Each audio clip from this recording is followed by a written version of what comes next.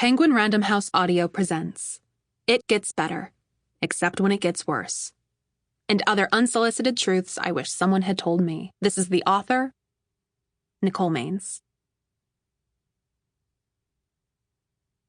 For anyone whose story hasn't been their own, I can't wait to hear it in your words.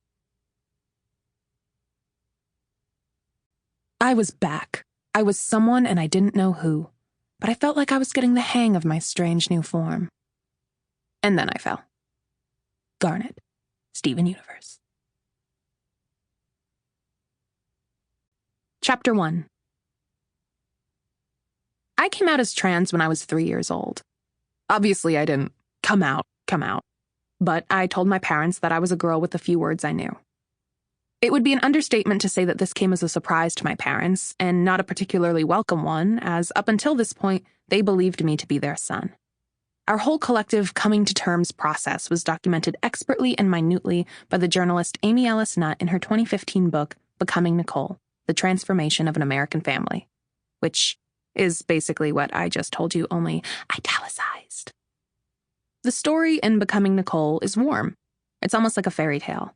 I guess it hasn't always been easy for people to understand that Becoming Nicole was never a book about me, really, or even my transition. It is about how my transition was an opportunity for my family and community to change and challenge the gendered expectations society places on people and our belief in gendered social norms. Sure, they put my face on the cover, but that was definitely not my idea. It's more a book about my parents learning how to raise a trans child, especially my dad, who was cast as having the story's biggest transformation of all. The book is more about figuring out how to raise a Nicole than it is about actually becoming me, like the title says, which is fine. I'm incredibly grateful that our story reached so many people, but I still worry that it's not enough, that even the good people, the ones who cared, could close the book and feel like they'd done their part for trans rights by virtue of engaging with my story and my family and be done with it. This time, though, I'm not trying to give the straights, trademark, another Cinderella story about a little trans kid who grew up to be a civil rights crusading princess superhero on TV and how everyone lived happily ever after. If you're holding this book, buckle up. Because as in any good fairy tale, you're going to have the Disney version of the story. You'll soon learn how deep my love for Disney goes. And the more harrowing, thornier, that means shitty, Brothers Grimm version of things. Despite the fact that I would be an incredible casting choice for a role as a live-action Disney princess, and they should totally call me about that, this is the thornier kind of story. Chapter 2.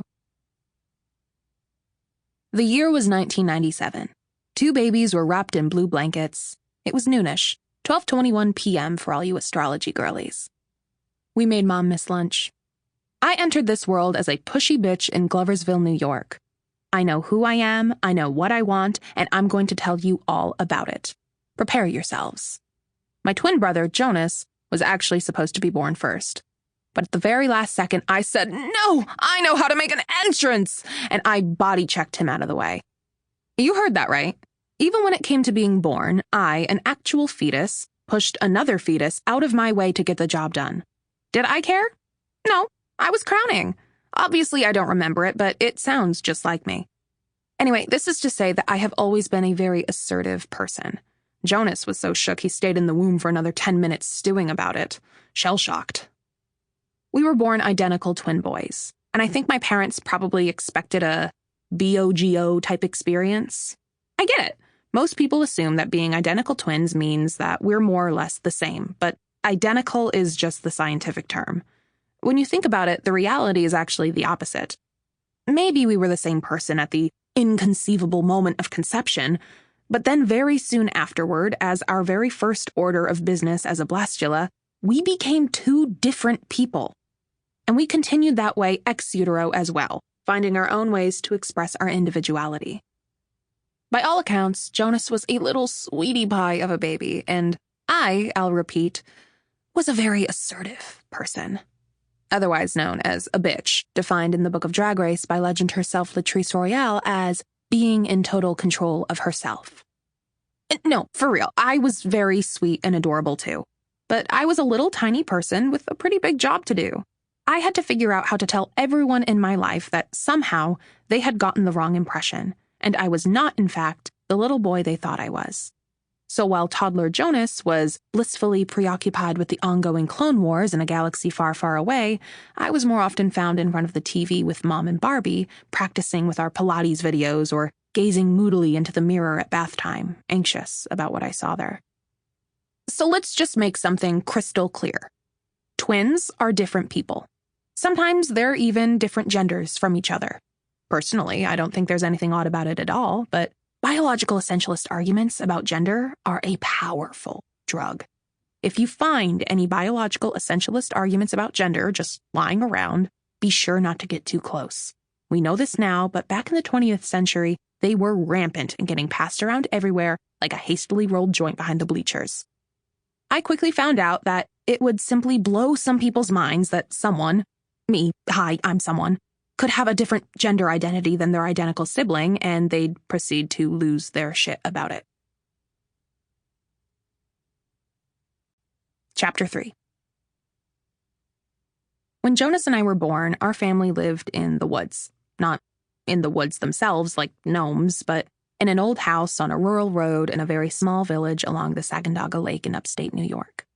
The town is definitely not famous, but people say that it was the setting for an episode of The X-Files, which I think is more of an indication of its creepiness than its illustriousness. There were maybe 2 or 3 other families around, but for the most part it was just us. I don't remember very much about that time, but I do remember running around in the forest, aka our yard, with Jonas, playing whatever chasing and beating each other with sticks games that 3- and 4-year-olds make up to amuse themselves when not watching TV. I also have a vague memory of the general ease that came along with being unselfconscious. Some kids get to spend more time in that place of blissful ignorance than others. I didn't know then that I was about to lose the privilege of being oblivious. Or maybe what I was about to lose was my right and ability to be, quote, just a kid. Before too long, I'd go from being, quote, just a kid, to being, quote, a faggy kid, to being, quote, that trans kid who had to go all the way to her state Supreme Court just to use the fucking bathroom at school. End quote. Then I became a totally unknown and unknowable middle schooler, then an out-and-loud high school civil rights advocate, before being catapulted into the DC Comics universe and moved to the actual planet of Hollywood. But I'm getting way ahead of myself. It's been a lot in a really short amount of time, is all I'm saying. I mean, most people my age are...